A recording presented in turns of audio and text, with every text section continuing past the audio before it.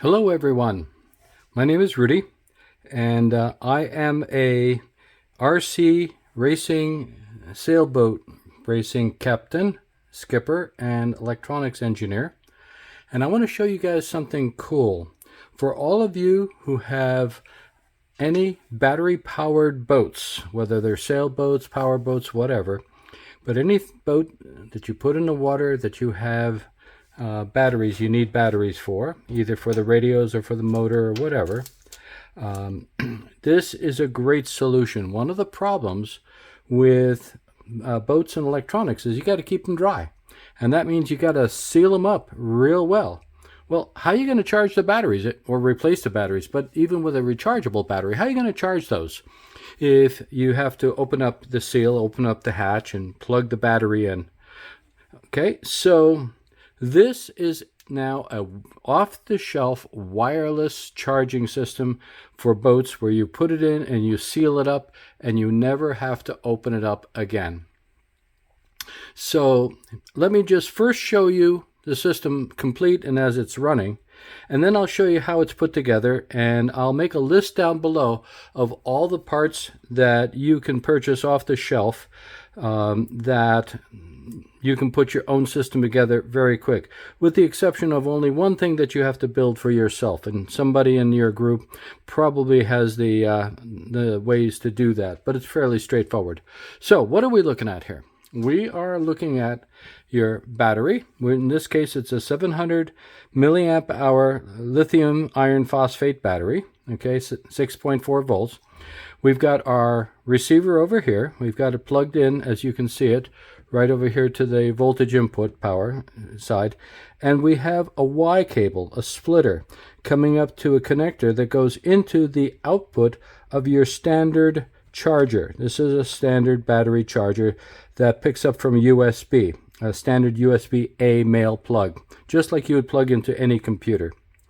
And then underneath here, we've got a wireless charging receiving pad, and we have a standard wireless charging puck. Now these are Qi compatible, QI, that's what you're looking for, is QI, compatible charging puck that normally you would lay your phone down onto it.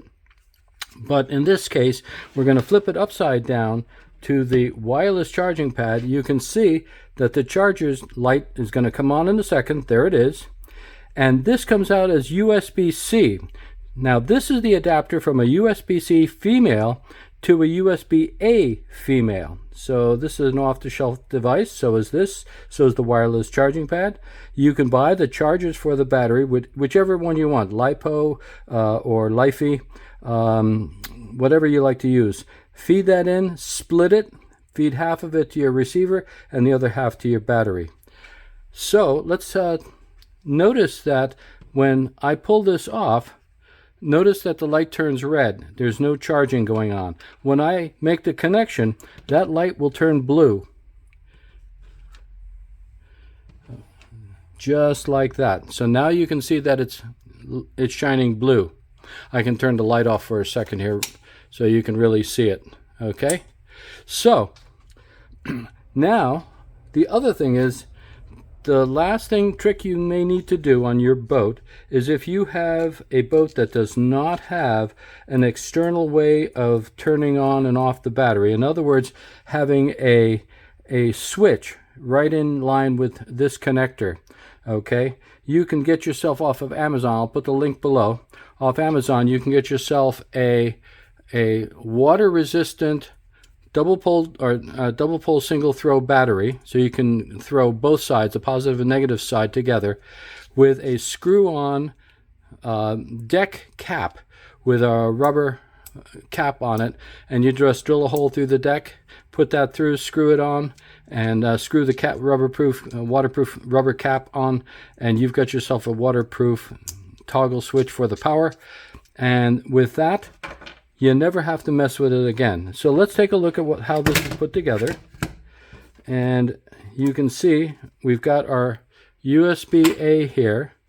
You can see, I don't want to rip it apart, a little tight. Come on.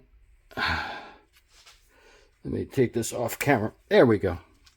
So you can see this is a USB-C to USB-C connector.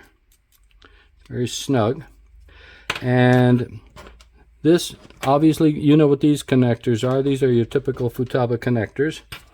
And that's really all there's to it. Now, what's really cool is if you don't happen to have a 12 volt, a little power pack that can feed that into your micro USB power input for your puck, you can always use a battery with a micro USB, and I'll prove that to you right now. I will show you that it works just as well. Oops. Evidently, I've got a USB-C connector here, so stand by. Okay, so we're back, and I have a USB-A to micro USB connector cable, and I'm going to plug that into my battery pack here and plug that into the Qi wireless charging puck like so. And you can see the battery is active, and let's hook everything back up here again and satisfy ourselves that everything is working and charging.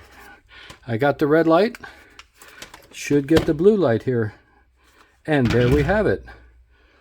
We have to lay it down onto it. So now you see we got the blue light here, and that means it's charging. So that's so if you're in the field, I would recommend to keep the boat charged. You can always bring a battery, and while you're taking a break and having lunch, you can always start recharging it with a battery out there, or from your car, whatever. But any USB power source you can use for that. So let me pause for a second. We're going to move over to actually a boat and show you how this looks on an actual boat, how they install. So here's my Dragon Force 65, and you can see that I've got one of these Qi wireless charging receivers taped to the inside of my clear hatch cover all the way around, and I've shifted away off to the side, and from your view it would be straight up 12 o'clock. I've shifted it to that edge to keep it out of the way of the winch servo down below. And I'll show you here in a second how I would recommend you installing this. Stand by. So here's what you do is first you tape this underneath on at least 3 sides to the underside of your hatch cover. Keep it away from the servo winch that's usually over here. And point you see this guy? This connector comes out and then faces downward. That's what you want, face it down into the hull. And you can take all of this, your charger, your batteries, your all of that stuff, and stuff it down forward of the servo and receiver mounting compartment. There's usually slots in there. You just shove it down forward, and then it kind of lives in there like so. All right? It lives in there like so, and actually more like that. And it sits in there quite comfortably and charges up very nicely, which I'll show you here in a second. So here I've got my battery plugged into my charger, and just so you can see it a little bit better, I'm going to lay this around from the back side, and lo and behold, the charging light gone from red to blue. Just like that. So you have to find out where it's best positioned to get the most. The brightest light is the best charging position. So that's what you have to look for.